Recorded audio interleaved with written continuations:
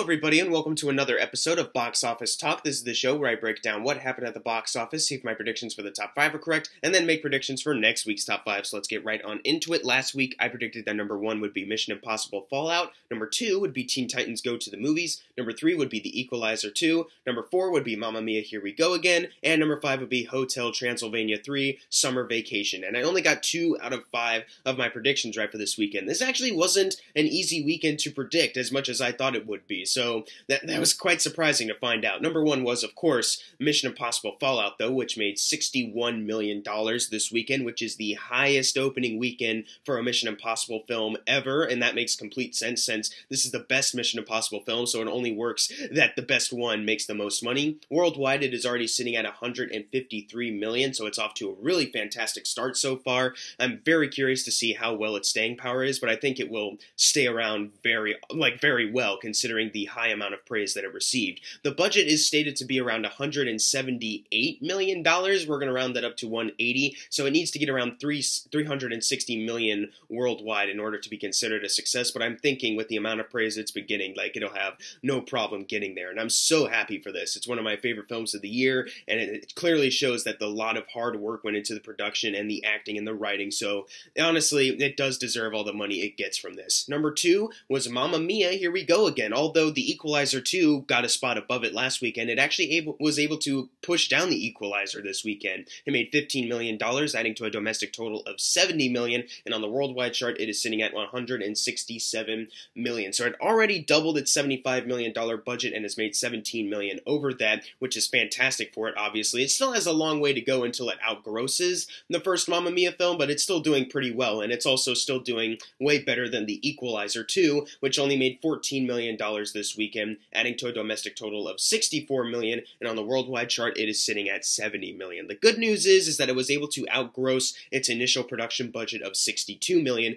Bad news is it still has to get to $124 in order to do so. Now, domestically, it is going to slow down a little bit, but I do think that the combined strengths of the domestic and the worldwide totals will still be able to get it past that doubling point. I still think this movie will make it to that point. Of course, I would be a little bit shocked that if it didn't make it, but seeing as how this movie hasn't really had as much staying power as Mamma Mia did from last weekend, I wouldn't be too surprised if this turns out to not be able to pass that doubling point threshold. Kind of disappointing because I did see it and I thought it was alright, but I wouldn't be surprised if most people saw it and were like, it's kind of like the same as the first one, no real need to see it after all. Number 4 is Hotel Transylvania 3 Summer Vacation, making $12 million, adding to a domestic total of $119 million. This movie also still has a ways to go until it outgrosses any of the other Hotel Transylvania films, but it's still getting pretty darn close, especially worldwide. Right now it's sitting at $284 million, 16 million more until it gets to $300 million worldwide, and that's a really great achievement for this film. So Hotel Transylvania 3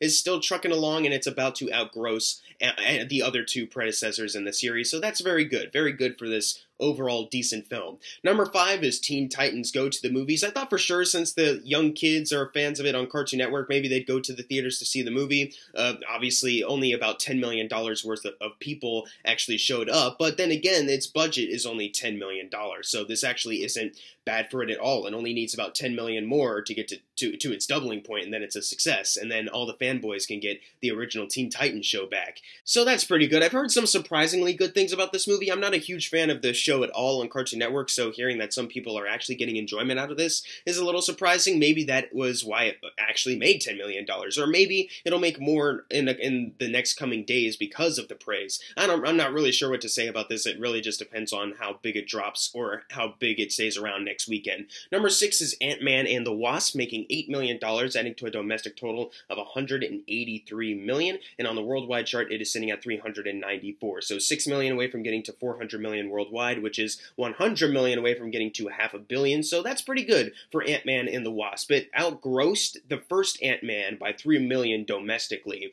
Worldwide, it still needs to get to more than $500 million. But I'm thinking worldwide. I'm not sure if this movie has any other release date rates worldwide if it's going to be able to do that, but the fact that it's almost at 400 million worldwide, that's pretty good for this film. It's not a huge hit, but it's a hit nonetheless. It still, I think, has been able to double its budget. Now, as far as the other MCU films go, it was able to outgross Captain America: The First Avenger and Thor, and it's about to outgross Thor: The Dark World domestically. So that's still pretty good too. It's not one of the lowest grossing ones. It is a low grossing one, but it's not the lowest. Number 7 is Incredibles 2, making $7 million, adding to a domestic total of $572 million, and on the worldwide chart, it is sitting at $996 million. So it's only $4 million away from getting to $1 billion worldwide, and that's spectacular. This movie will definitely be able to do that next weekend, and I'm pretty sure it will be here next week, and I'm fairly certain it'll be able to stick around a little bit longer so we can see that happen on Box Office Talk. Number 8 is Jurassic World: Fallen Kingdom, which already made it to $1 billion, in fact $1.235 billion, so we already don't need to worry about that, obviously. It's already a huge moneymaker. It made $6 million this weekend, though, domestically, adding to a domestic total of $397 million, so it only needs about $3 million more to get to $400 million domestically, which is actually pretty fantastic. I wasn't actually expecting Fallen Kingdom to get to about $400 million domestically, but here we are, almost there, which was quite shocking. I thought for sure it would start to drop off around 350 or so, but no, it's going to make it to 400 million. That's phenomenal.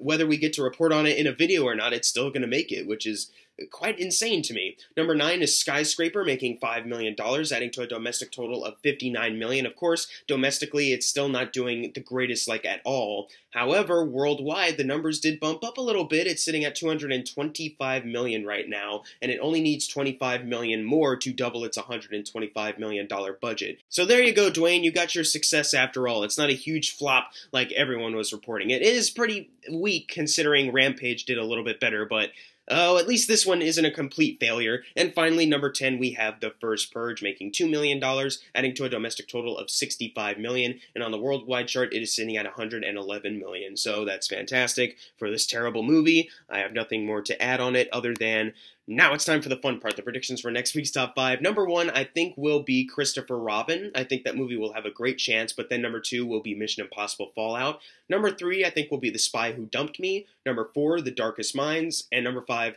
Mamma Mia, Here We Go Again. But what are your predictions for next week's top 5? Leave it in the comments below, and if you got your predictions right for this week, you're going to get a shout out right now. Unless you didn't get it right, then I'm sorry. And as always, thank you guys for watching. Make sure to subscribe. I'm Jackson Fulcher. See you guys next time.